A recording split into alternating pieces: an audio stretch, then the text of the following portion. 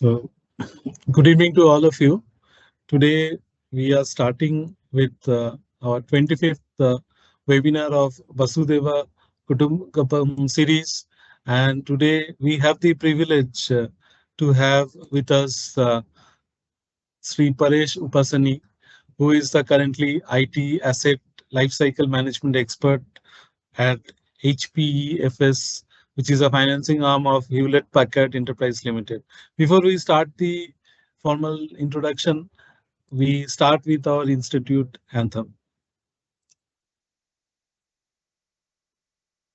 असतो मा सद्गमय तमसो मा ज्योतिर्गमय मृत्युर्मामृतं गमय असतो मा सद्गमय तमसो मा ज्योतिर्गमय मृत्युर्मामृतं गमय असतो मा सद्गमय तमसो मा ज्योतिर्गमय मृत्युर्मामृतं गमय.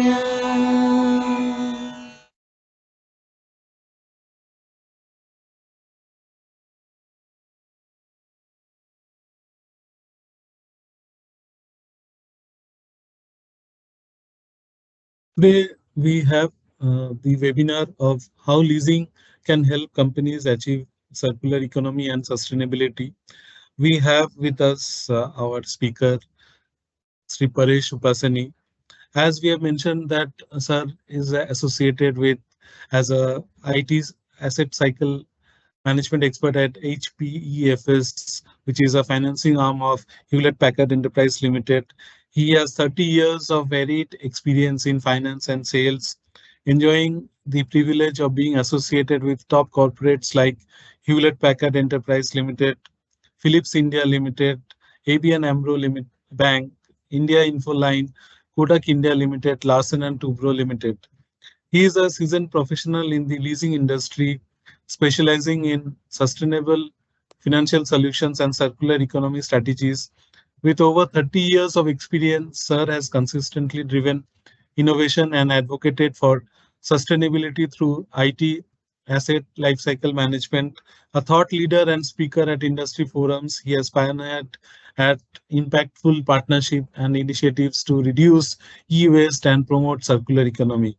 Currently serving as an IT asset lifecycle management expert with HPEFS, Sir is passionate about aligning business growth with global environment goals. Sir has done MBA Finance and execute PG Diploma in Advanced Strategy from IIM Lucknow. He has also achieved a badge of Sustainability Advocate in HPEFS. With this small introduction, let me welcome Paresh Sir to our session. Over to you, sir. Thank you so much. Thank you so much, Mr. Roy, for nice introduction. And good afternoon, everyone on this call. Mm, before we start our discussion on the topic, I wish to start by congratulating ICMAI for celebrating January month as a sustainability month. I also thank my dear friend, Mr. Ranjit Krishnan, Mr. Ashish Thatte, who is the chairman, Sustainability Standards Board, ICMAI, and his other active team members for conducting various programs, various events like Plantation Green Walk throughout this month in Thane very successfully. So congratulations all of you for that.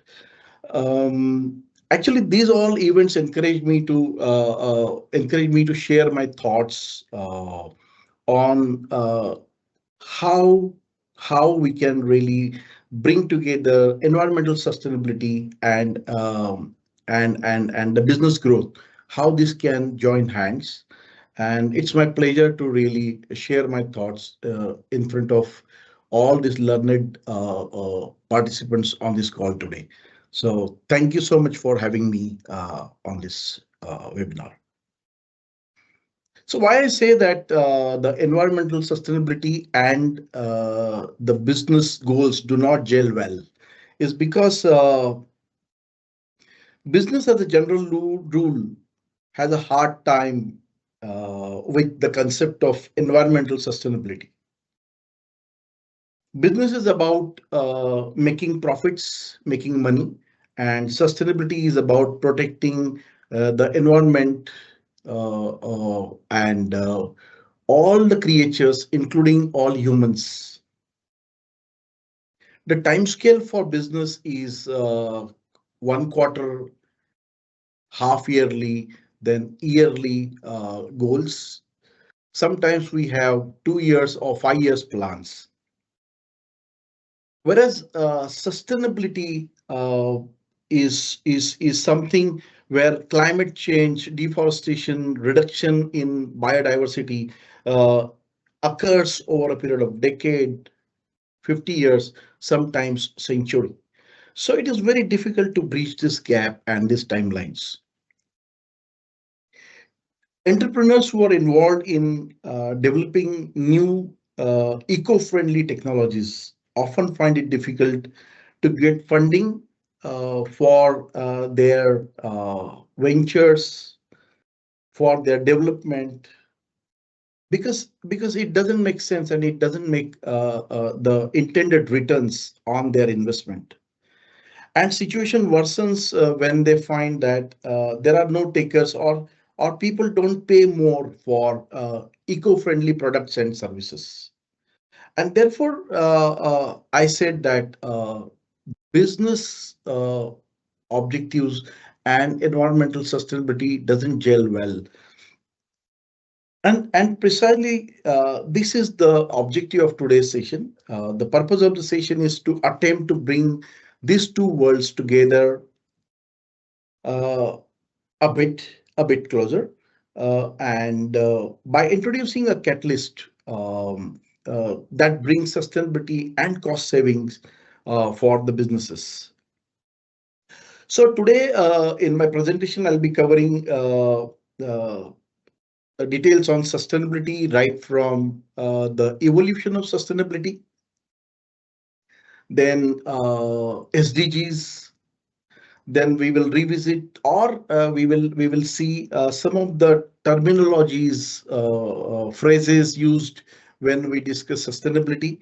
It is very important and very relevant as well. This will also set up a backdrop of what we are going to, how we are going to connect the environmental sustainability and business goals.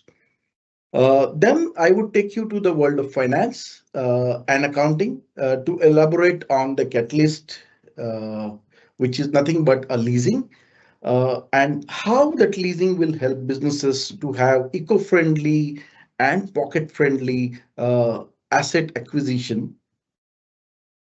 And then I would also showcase, with the help of various calculators, the cost savings and the energy savings, and how the savings is done with regards to carbon dioxide emissions. So I would, at the end of the session, I would try to answer the questions, if any, and that's all. That's all. So so so let's imagine a situation. A growing business invests heavily in purchasing state-of-the-art office printers. For the first couple of years, those printers work very smoothly. For first couple of years, it works very smoothly. It runs without any issues. But then after second, third year, the maintenance issues start to begin. Then followed by frequent breakdowns, then rising repair cost, need of expensive replacement parts, and eventually the businesses decides to replace the equipment. And when you go for a replacement, this old printer or this old gadget or this old asset now is gets added to the pile of e-waste which is already there in your offices or organization. So do you think that the story is similar or familiar to you? I think all of us can relate to this kind of a situation. So what if instead of buying this printer outright, we start leasing it, or that organization or that business lease it? With leasing, manufacturer remains responsible for the maintenance, operations, upgrades, and even the recycling. The business avoids the upfront costs and the unexpected expenses for repairs, while manufacturer ensures the printer stays in use as long as possible, the refurbishment through the refurbishment and reuses. Sorry. And just imagine, this is not only applicable to say printers or IT assets. It's applicable to all the assets you can recycle in your businesses or in your organization. And this is actually about thinking how business or organization can manage the life cycle of assets, thereby controlling the cost, reduce the waste. So leasing combined with circular economy principle offers a path to better financial management. And I know many of the participants are cost accountants on this call. So as a cost accountants, you play a very important role in advising your organizations or your clients on driving this circular economy with the help of leasing. So let me share my screen and let me know whether you are able to see my screen.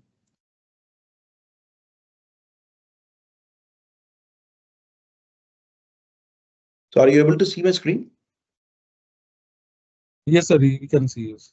Thank you. So as I said, let us start this entire sustainability topic with the evolution. You're saying something? Right. So let us start with the evolution of this sustainability movement.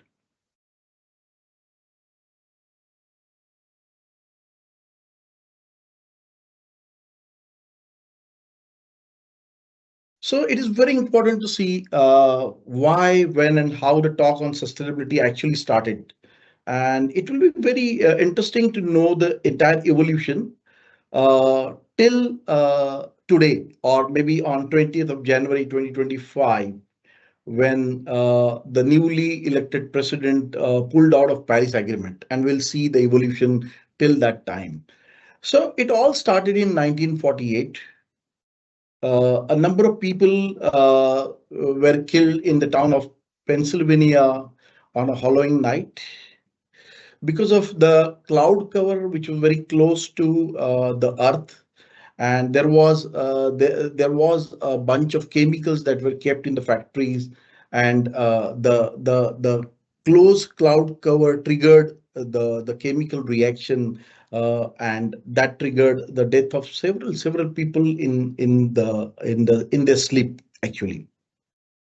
Then second incidents happened in England in 1952. Nearly 4,000 people died over weekend because of the toxic foam and a toxic fog, uh, and that these two incidences where the casualties were very high, that really got everybody's attention, and this really started thinking that what uh, people should do about it. And they started asking the questions to the politicians, and this actually triggered the discussion on sustainability, and there lies the evolution of sustainability. But the first important event happened in 1962 when the book called The Silent Spring was written. So in 1960, Rachel Carlson, the writer of this book, Silent Spring, is Rachel Carlson. And she wrote a book, and she was a nature writer, and she used to write for federal government. And she was very concerned about the spraying of DDT, a very known and a fantastic pesticide then, uh, on the use of mosquito and other pests. Interestingly, the inventor of DDT were given the Nobel Prize in 1948 for this wonderful invention, for this discovery. But Carlson was concerned that that time people didn't know the long term effects of DDT. And yes, that time everybody felt that it can kill mosquitoes, but maybe it's going to kill bugs and worms as well. And the birds in the sky will have nothing to eat if the worms are no more there on the ground. So the springs would come, but that will be silent. And then this book actually brought about the required awareness, and US government then banned DDT, I think in 1963-64, and Congress passed a Clean Air Act in United States. So this is how the discussion on sustainability started. The second major event was in 1972. So I'm trying to cover important milestones in this evolution of sustainability. So the second one was the limits to growth, and this is a report which discussed the possibility of exponential economic and population growth with finite resources on this planet. So it was interplay between limited resources and unlimited growth and the population, right? So this was a study done with the help of computer simulation, and this simulation actually showed that this interaction between Earth and human system, right, is not going to last long. And one of the scenario in that simulation suggested overshoot and collapse of global system by mid to later part of 20th century. This was second important report. Then came 1983 Brundtland Commission. Brundtland was ex-prime minister of Norway. After her term, she started working on the sustainability, environmental sustainability movement, and they developed a report called Our Common Future. And this report actually introduced the concept of sustainable development in 1987. This commission was then responsible for helping countries work together to achieve sustainable development. This commission established guiding principles for sustainable development, but most importantly laid the groundwork for Rio Summit in 1992. They've also influenced the creation of UN Commission on Sustainable Development. Then one of the important milestones we can think of is in 1992, the Earth Summit. United Nations Conference on Environmental and Development is held in Rio de Janeiro, that is Brazil. It is also known as Earth Summit, where they discussed agenda called as Agenda 21. And Agenda 21, it is a comprehensive plan of action to promote sustainable development. And this was adopted by 178 nations in 1992. Then came In 2000 came the Millennium Development Goal (MDGs). This Millennium Development Goals were formulated by the United Nations, and they included targets for reducing poverty and improving the environmental sustainability. 1992 Rio Plus 20 conference, and then came all important 2015 Sustainable Developmental Goals, that is SDGs. And these were adopted, the SDGs were adopted by United Nations. This actually SDGs provides the framework for achieving a sustainable future for all of us. In 2016, around 190 countries they signed on the Paris Agreement on climate change, and this was one of the important milestones in the movement of sustainability so far.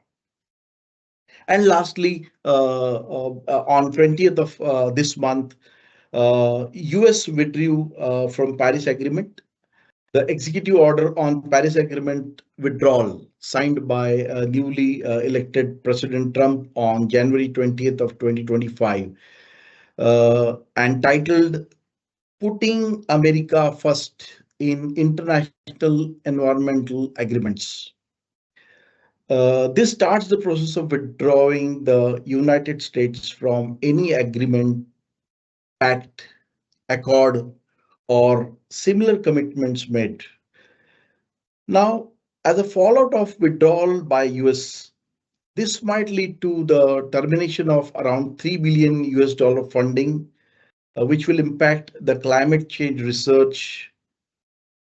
It will decrease the society's chances of reaching Paris Agreement goals, and we will see it needs to be seen that how the situation unfolds from here onwards. So this is in brief the evolution of sustainability.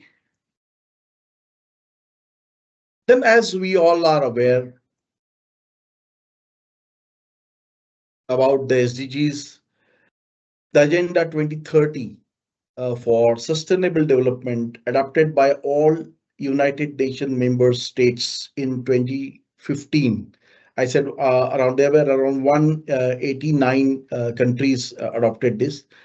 So these SDGs actually provide a shared roadmap for peace and prosperity for people and planet now, also in future. And at the heart of all this roadmap is there are the 17 SDGs, which are an urgent call for action by all the countries, developing countries as well as developed nations. So they recognize that ending poverty and other deprivations, improving health and education, reducing inequality, and spurring economic growth, while tracking climate change and work to preserve our oceans and forests. So these are all objectives of formulating the roadmap with the help of these 17 SDGs. I pause here. Anyone wants to share anything before I move ahead?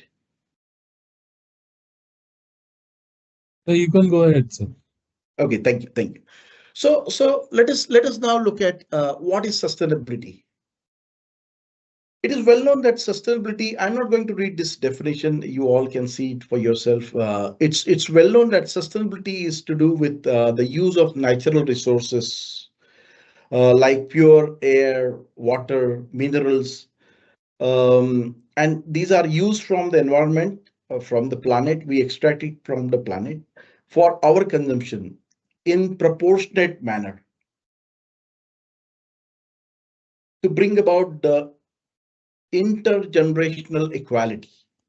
Sustainability movement touches all of us, uh, and because it touches all of us.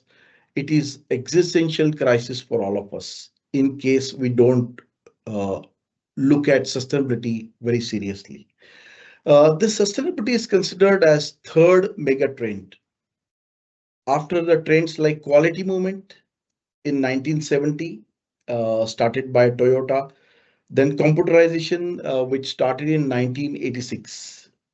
And why it is called as third mega trend is because if you see the trajectory of growth of awareness and adoption of previous two trends, the trajectory of sustainability also matches with the previous two trends, and that is why this is considered as third mega trend after quality movement and computerization. So this also leads to a question, what is the difference between sustainability and sustainable development? The sustainability is the process. It is a journey. It is a journey to reach a destination called sustainable development. So sustainability is a continuous process or a journey whereby we reach the destination called sustainable development. And we all know that when the scientists and activists and civil societies were working on this sustainability, initially it was named as global warming, maybe in the year 2000, and later on it changed to a climate change because they realized that global warming was triggering the changes in the climate, and that is how now it is called as climate change. So this is all about sustainability. Various other terms used in sustainability are carbon footprint. It is nothing but the total amount of greenhouse gases, primarily the carbon dioxide that is emitted into the atmosphere as a result of our industrialization or various human activities. So this is very important to know. Then another important term which is used is carbon sequestration. So we saw there is a carbon dioxide emission in the atmosphere. Uh, so exactly opposite to this is carbon sequestration. So what happens is the plants will absorb the carbon dioxide from the air and fix it into the soil with the help of roots, making the soil more fertile. So this fixation of carbon dioxide into the soil is called as carbon sequestration. So this is preventing carbon from entering into the atmosphere. And net zero carbon neutrality, it is very simple that there are emissions and plants are doing carbon sequestration. And when we balance out, so X quantity of carbon dioxide emitted in the air and similar quantity, X quantity fixed by the plants. So thereby we have a zero carbon dioxide emission in the air, and we have a completely clean air. So this is net zero or carbon neutrality. Once we attain carbon neutrality, we can still produce, we can still run our industries because we know that our industries are going to emit carbon dioxide, which will be again absorbed by the plants and fixed into the soil, thereby giving carbon neutrality. It is very important to also see various emissions, scope 1 emissions, scope 2, scope 3, scope 4 emissions. And these categories are decided based on what is the source of this greenhouse gas emissions. So scope 1 is actually emissions that result from combustion of fossil fuels such as natural gas or diesel on the site at facility or in company which is reporting the emission. So this is scope one. Scope two is indirect emission from the generation of purchased electricity, steam, heating, and cooling. Uh, Scope 3 emissions refer to all other indirect emissions that are result of companies' activities, but that occur from the sources not owned or controlled by the company.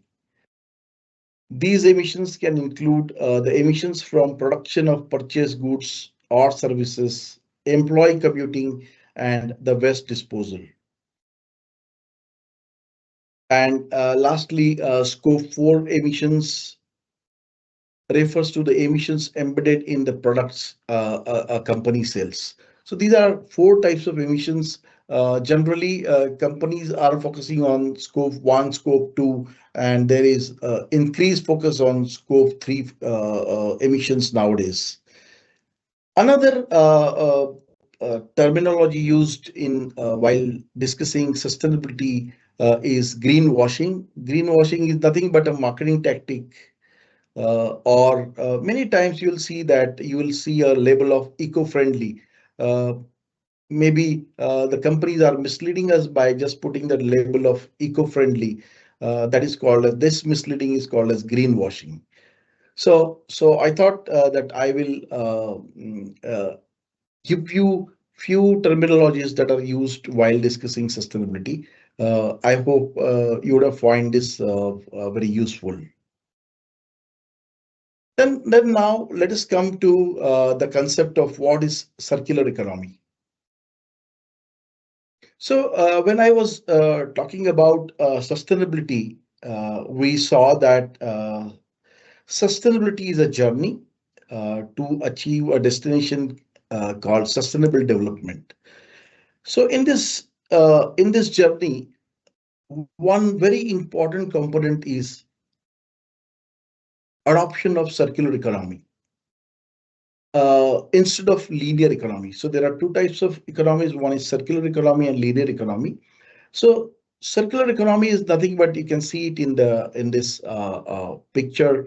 Uh, so what actually happens is you produce a good, use it, and recycle it without dumping it or without wasting the reusability of that product. So it is very important component of this journey that we actually adopt the circular economy. So it is very important we use the circular economy at home in our day-to-day living, as well as in the office, wherever we get a chance.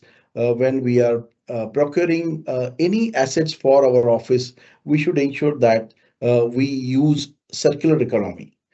And those who are the decision makers in the organization, or the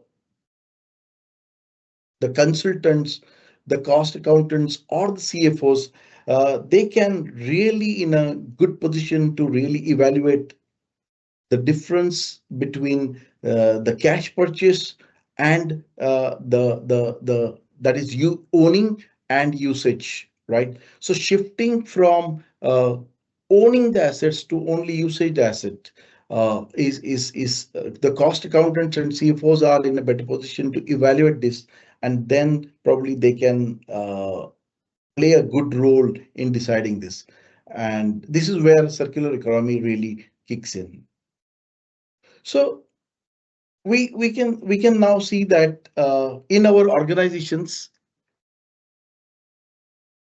organization, why we should focus on this mode of acquiring assets, maybe IT assets or any other assets, right? And why we should really think of a circular economy. So if you see, this is the survey, Pulse survey done in 2022, which talks about typically SMB customers, and what are the various uh, reasons of impacting their businesses. And if you see, all these reasons are classified into broadly four buckets.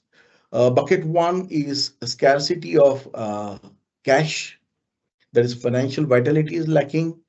then right advice on using the right technology. Then once one gets a new technology, how to integrate a new technology with old one, and how to maintain the security of all these technologies. So this is bucket number three. And last bucket comes is how do we really manage e-waste, or how do we really dispose of this e-waste in a most responsible manner. These are the challenges the various organizations face, and answer to all these things is nothing but uh, leasing. Leasing will lead to circular economy and the cost savings. So simple strategy. I propagate this. I propose this. I encourage this strategy to all my customers wherever I go and wherever I talk. I tell them to basically shift from purchasing your assets in cash or owning these assets in cash, shift from this owning to using these assets on credit. So what happens here is instead of you buying the assets in cash, you are leasing it out, using it, and paying monthly rentals over a period of time, 3 years, 4 years, whatever is the lifespan of that asset. So this is very important strategy. Strategy number one. If you see here, when you are moving to a usage model, it is nothing but a lease, and lease is nothing but operating lease. In operating lease, which is also called as fair market value lease, you get three lucrative options at the end of the contract. So once the leasing contract ends, you can return the assets, and leasing companies will not ask any question. They will take it back. So we take back the assets from all our customers. Option number one, if they want to extend the lease contract by some period, we can extend that period, extend the leasing contract by some time, uh, if the lifespan of that asset permits.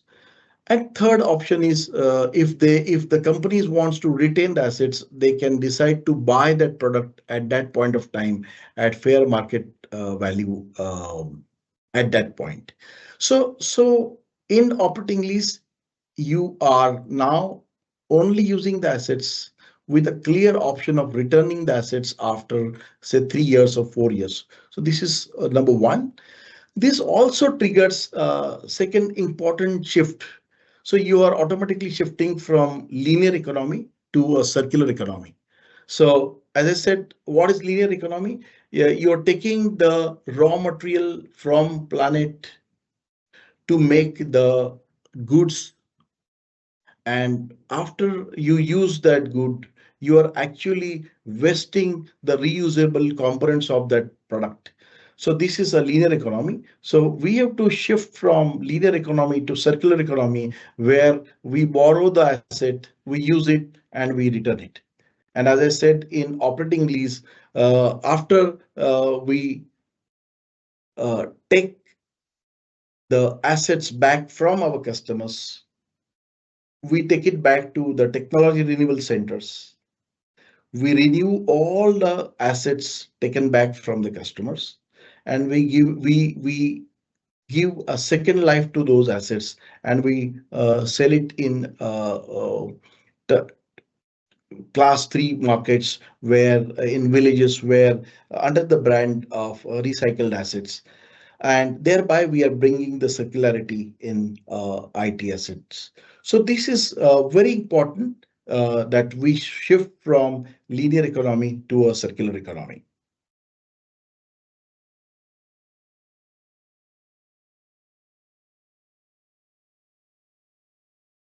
So the moment we make this shift will bring all the benefits to us. This shift is eco-friendly as well as pocket-friendly for all our organizations.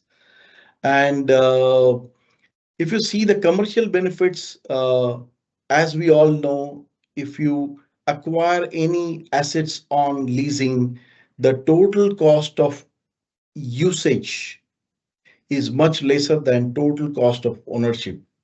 And I will prove it with the help of calculator as I promised you on next slide. So total cost of usage is lesser than total cost of ownership. That is the first benefit. Then once you go on to the leasing, there is nil upfront investment. You don't have to pay upfront anything. You straight away start the leasing and you start paying rentals monthly or quarterly basis. Uh, and since these rentals are expensed out in your balance sheet, you also get a tax shield. So there are income tax savings as well. So if you see as a result of all these three, you save a lot of money and your profitability increases. So these are all commercial benefits, and we will see in detail how actually these benefits work out for all of us in with the help of a calculator. Coming to the environmental benefits, as I said, e-waste management is automatically done because you don't have to really invest your time and energy into thinking how to dispose of the used assets. When you are shifting to a leasing, we take those assets back, and as I said, we take it to our technology renewal centers, and we give second life to those assets, and we sell it in the markets. Whosoever needs recycled products, right? So this entire process then also reduces energy usage, and in the process, companies will attain their sustainability agenda. Um, so these are some of the environmental benefits, and technological benefits are that once you take any asset on lease, so it has got a pre-decided period of lease, 3 years, 4 years. So after the end of this contract, you automatically go for technology refreshment. So this is one very big benefit. Otherwise, if you go for a cash purchase, you will have to take approval for discarding the assets in use. Then you will have to take new approvals for budgets to buy new IT. Then again, all these approvals and the tedious processes. So once you shift to leasing, there is a periodic technology refresh, of course, less downtime, and you will see that machines are working at peak efficiency. So these are some of the technological benefits you get once you shift from um, cash purchase to OpEx. Any thoughts before I move to a slightly complex calculation to show the cost savings and then energy savings? Okay, so let me shift the gears and let me take you to the calculator. Yeah, let me show you the calculator, which is very simple to use, and it very clearly shows that merely by shifting from cash purchase or ownership to a usage, that is OpEx, what are the cost savings that happens? So what we have done is the yellow spaces are nothing but the manual entries. Greens tiles are nothing but we have put the formulas, so the numbers will be shown here uh, after this entire mathematical formulas are operated, and the black tiles will show the results, the net savings. So let us see how it works. So let us take so notebooks. As I said, yellow tiles are nothing but manual entry. So the cost of asset is, let us take 1 lakh rupees, right? 1 lakh rupees. Let us see. So let us take, we are taking this 1 lakh rupee notebook for the period of 36 months. So So see, suddenly these numbers appear, and I will explain each number, right? So the quarterly rental in advance is around 9,000 rupees. If you want to have a notebook worth 1 lakh rupees for 36 months, the quarterly rental will be around 9,000 rupees, and IRR works out to be 5.8%. But the most interesting part here is, before we get into all other calculation, is we have to see the assumptions for getting this calculation in place. So the cost of capital for the company, let's assume 10. Then salvage value, what will be the salvage value at the end of year 3? So let us take this as 15%. Income tax rate, for that particular corporate, let's take 30%. Depreciation rate for the purpose of income tax, let us take 50% for IT assets, and discounting rate, let us take 11%.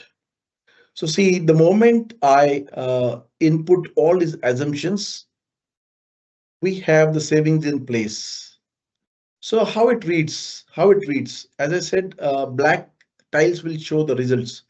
So see, merely by switching uh, the mode of acquiring a notebook from cash purchase to OPEX or leasing, company can save 13% of 13% overall. So this is a comparison between TCO and TCU. So TCU is mentioned under OPEX, and this is TCO. So 1 lakh rupee worth notebook, if we use it for 36 months, 3 years, it costs us 74 odd thousands. But same product, if we use it on OPEX, the total cost of usage will be around 65,000. A saving of around 9,000, which is roughly 13%, with these assumptions. Now, in order to explain all these calculations, these are bit complex calculations for the participants who are not from finance or accounting. But for those who understand all these calculations, I have also given the details of calculation, how it works out. So all these numbers are recaptured here. So we saw that lease rent is around 9,000, yeah, 9,000 rupees per quarter. So there are 12 quarters starting from zero. Zero because we are taking rentals in advance. So all these rentals, as I said, are shown as expenses. So it will have a tax shield. We have taken a tax rate at 30%. So 30% is straight savings. So actually net cash flow is 9,000 minus 2,700 is 6,300. And then this 6,300 every month, every quarter subsequently, if you discount to arrive at today's value, these are the values. And this is how we have calculated 65,000 rupees. So if you take a notebook worth 1 lakh rupee, use it for 3 years, it will cost you, the TCU will be 65 odd thousand. The same calculation here, if you see notebook purchased in cash by paying 1 lakh rupees, you will obviously work out depreciation. We have taken depreciation rate 50%. So I have worked out depreciation also. Since these are all quarterly, first year depreciation of 50,000 is divided into four, 12,500 each quarter, totaling 50,000. Next 4 quarters is 25,000, so on and so forth. Then you have, this is also expensed out depreciation. So you have tax shield on depreciation. Then this is the written down value on a quarterly basis.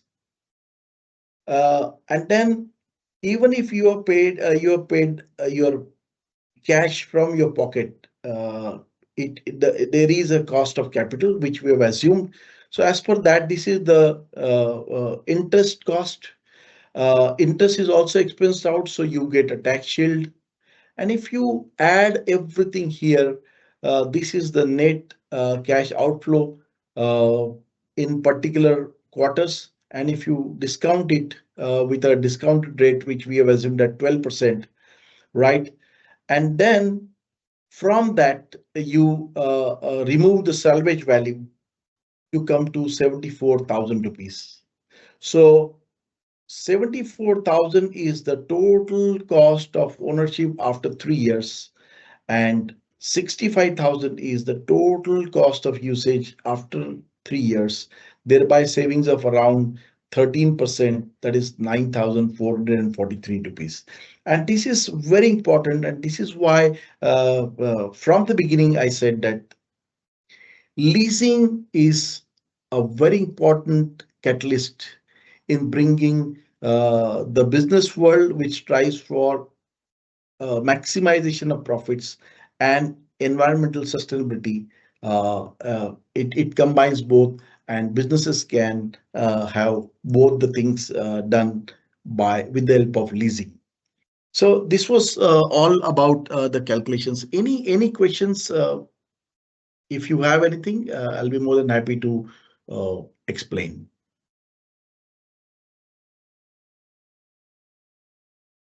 Yes, sir, there are multiple questions. Once you end the session, we can place it to you, sir. Okay, no issues. Thank you so much. So what I'll do is I'll quickly now take you to another savings, very interesting energy saving calculator. So energy saving calculator as well as emission calculator. This is we have recently developed this calculator. So this calculator gives a rough estimate, approximate estimate, that if you are taking a decision today that okay, my organization wants to buy say 1,000 laptops, 1,000 desktops, maybe 1,000 mobile phones, so on and so forth. Uh, if I take it on lease, say for 3 years, and once I return those assets after 3 years, right, what will be the energy saved? What will be the CO2 emission saved? And so this is the calculator which talks about these two parameter. And additionally, third parameter is how much of the e-waste is kept from landfills, right? Saved from going into the landfills. So these are the three broad parameters which we measure. So this is a very simple calculator, and I take it to all the customers. And first I show them that, and I will demonstrate here. Assume that your organization wants to buy 50 desktops.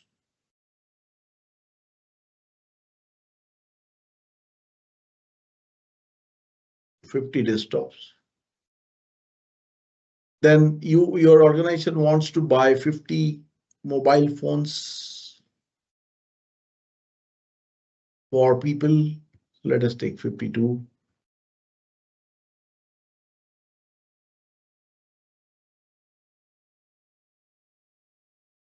Few monitors.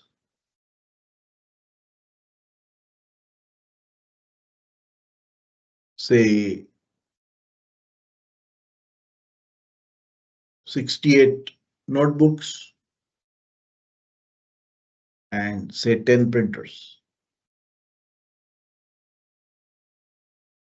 The moment you mention the quantity of IT assets you want to procure, it will instantly show you that how much is carbon dioxide emission saved, how much of electricity saved, and how much of kgs waste kept from landfills. And as I said, this is a rough estimate. And these estimates actually are calculated considering the data in US, where customers, our clients have returned the assets and we refurbished it. And based on that, we have simulated this calculator. Uh, and for layman, we've also said that, okay, if somebody is unable to relate that 8,000 kgs of CO2 gas emitted, how much this equals approximately 20, how many? 20 people flying from New York to Los Angeles, or this much of energy saved. This equals to the average summer electricity consumption of approximately 1.5 US citizen. And this landfill, how much of e-waste we save from going into the landfills is equals to the average waste generated by approximately zero point 0.8 US citizen for 1 year. So this gives a very complete information, and this triggers the decision making for the decision makers to go for leasing, and thereby triggering the circular economy. I hope you must have liked this calculator.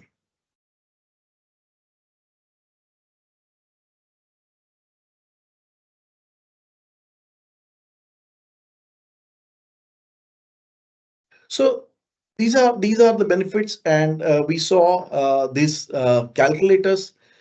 Now, once we show this energy saving calculators or figures, once a customer goes for leasing as a mode of procuring IT assets, right? Then what we do, our company is the only company currently globally which offers circular economy report.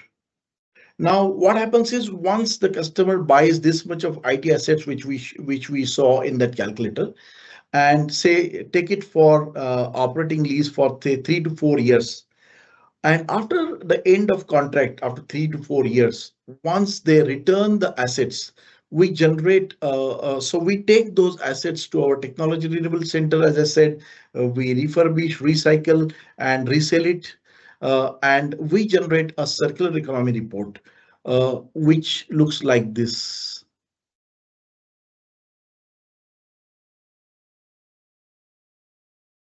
This is the circular economy report, uh, which I said is offered only by HPE globally as we speak. So this consists of the introduction of what all this circular economy report talks about. This is nearly a very comprehensive 16-page report. It also talks about the methodology, how we have arrived at those carbon dioxide emissions or energy savings or landfill savings. So this methodology is also discussed in this report. Then what we do is we give the details of what are the products which were returned by our customers: desktop, notebook, monitor, printer. How many of these desktops were refurbished? How many were recycled? We mentioned all these things. Then this is similar, the enterprise side of the assets, that is servers, network, storage, power, and others. We also mentioned how many of these servers were refurbished or recycled. And once all these things is done, then we come with this kind of savings, as I showed you on that simulation calculator. This is also mentioned in metric tons carbon dioxide emission saved, and also given in layman's language that this equals to the average annual CO2 emission of 164 cars. So one can relate very quickly as to what is the savings we are actually doing by shifting the mode of acquiring assets, that is from ownership to usage. Then if you're buying your assets, IT assets on a regular basis, so on a regular basis, the lease contracts will expire, and every year you will get new circular economy report, and you can compare the savings this way. So this also is mentioned in the circular economy report. Circular economy report also mentions that what are the various metals we have recovered while recycling. So when we are doing recycling, zero point 0.8 metric ton plastic was recovered. and this is equivalent to maybe 18,000 plastic bottles. 13 metric ton of non-ferrous metals were recovered, which is equivalent to 6.8 commercial jet engines, so on and so forth. So this is mentioned in a very a scientific language, as well as in a layman's language, which will actually trigger the decision makers to go for this kind of a circular economy or go for leasing. So this circular economy report can be used by the companies to for their ESG reporting, which is the need of the hour. It also mentions scope 3 emissions. Nowadays, there is increased focus on scope 3 emissions, as I mentioned earlier. So all these things are mentioned here. And as usual, it is our promise to our customer that we will bring the circularity in their uh, asset life cycles, and we will manage all their life cycles of all the IT assets for them. This is our promise. This is all mentioned in circular economy report.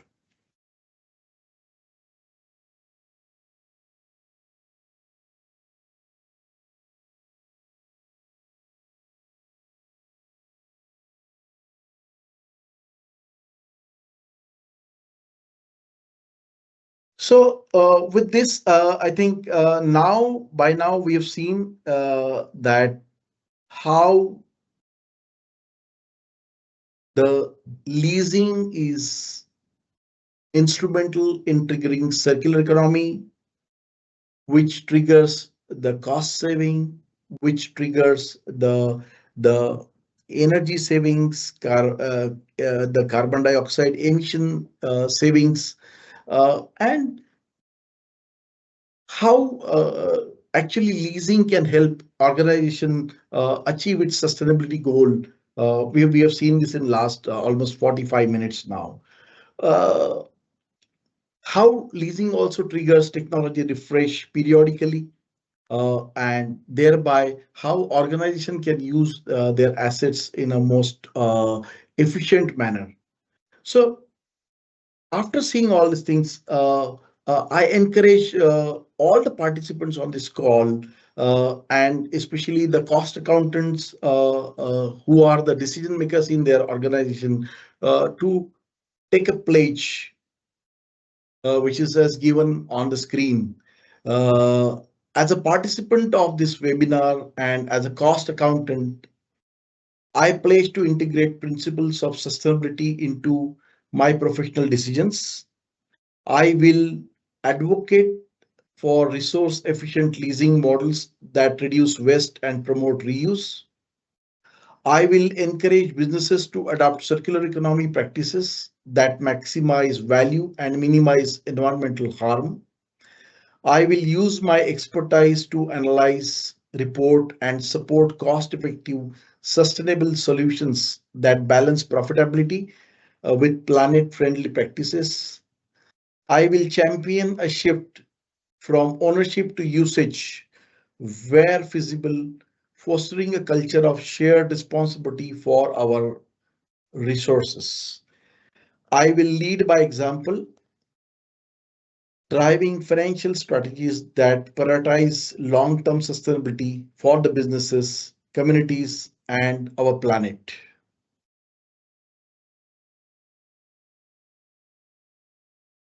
So, dear all, thanks for your patient listening to me. Please feel free to reach out to me for any clarification, any queries. You may also contact me if you want to dispose of any legacy IT assets lying in your organization. I can see if I can give you any value, if those legacy assets has some value left in them. Uh, and I can also, you can reach out to me for any other good initiative which can really help you attain your sustainability goals with the help of leasing of IT assets. Thank you all. I'll try to answer the your questions if any. Thank you.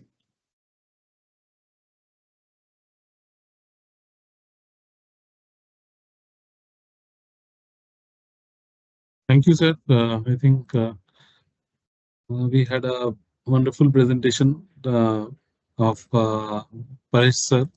Sir, a few questions have come just to highlight one. Sir, a question has come. Sir, what will happen when the IT assets become obsolete due to technology before lease end, and how it is protected in the agreement? Any rider clause to insulate the same in the agreement? Yeah, so agreement does speak about the premature termination of the agreement. But for the premature termination of agreement, you have uh, some charges. And let me be very upfront with all of you. These charges are prohibitively very high because this is this leasing is for your usage, and the users and the decision makers know how long they can use this particular asset, how long this technology will be there in trend, so you can decide what should be the tenor at the beginning only. But in case of some urgent eventuality, you may foreclose the agreement by paying foreclosure charges. But it can be done. Yes. Sir, I hope I could answer the yes, query. yes. Sir, you have shown the energy saving calculator. Uh, means one feedback has come. The energy saving calculator is good, but if the technology changes, again, lot of machines would need to be scrapped. How is this issue we can resolve or address? Yeah, so this issue can be addressed by taking the assets on usage basis, that is on operating lease. And generally, what practice my customers and clients are doing is they analyze the past data, that what is the refresh cycle in their company. So many companies, the CIOs talk to me and they say that we change our laptops after every 3 years. And so they have now made a policy that laptops will be taken on leasing for 3 years. Now, once you have this policy in place, then there is no question of because once you are formulating a policy, you are also considering what is the technology obsolescence time period, and once you do that, and then you are good to go. So you can avoid all that stuff of premature foreclosure and all that stuff. Right, sir. Sir, in your deliberations, you have spoken that the disposable cost, especially of e-waste, uh, which is a deterrent, as all the industry, they don't know how to dispose, and this circular economy, the impact on circular economy, it has a huge impact, as the salvage value is not that much, but it is a cost to the environment, as it doesn't yield anything, but the e-waste continues. So, sir, how we can address the e-waste problem? Yeah, this is what I was trying to focus on. We, being the expert in recycling and refurbishing, we have world-class technology renewable centers across the globe. So we know this process very well. So that is the reason I requested everyone to look at legacy assets that are lying in your company. You can give it back to us. We will see if there is any value in it. We will pay that value to all those customers. We will take those assets back to our technology renewal centers. We generally strip down this to the last crew. We see what can be refurbished, what can be recycled, and what can be downcycled, which can be used as a raw material for a new manufacturing. right? So this is what is a very scientific process which we undertake in our technology renewal center, and that is how we treat the e-waste. Right, sir. Sir, another question has come, sir, whether the forest fire, which is prevalent in LA, that is Los Angeles, is an environmental threat and any solution for the same from government side? Oh, I may not be able to answer that. Probably there are more other experts. They can take this. I may not be able to Okay. comment on this. Okay. Okay, sir. Sir, another question has come, sir, whether leasing of buildings as an immovable asset will help in cost savings, especially where the lease rents are very high normally. So owning the same may be advisable. See, in general, leasing will always give the cost savings. We have seen the calculators. But if you see, if there are certain parameters in those leasing which are not in line with general calculation, so we have seen many assumptions in that calculator. If those assumptions are arbitrarily high, then you may not get the cost savings.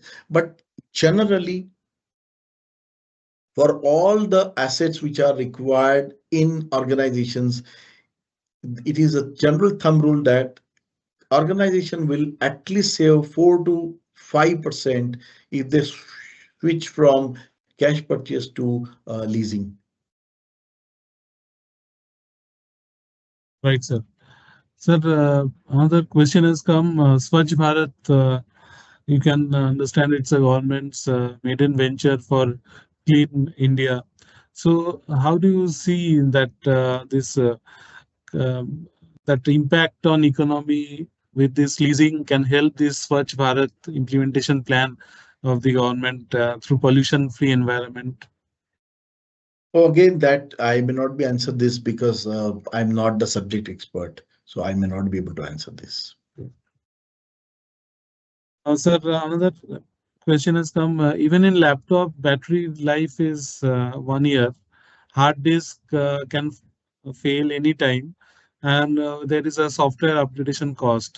So, how do you feel that leasing can help, especially in IT assets Very good question. procurement? Very good question. So this all can be tackled when you are buying a laptop. You can take a maintenance for, say, if you're acquiring a laptop, say, with the help of leasing of 3 years, right?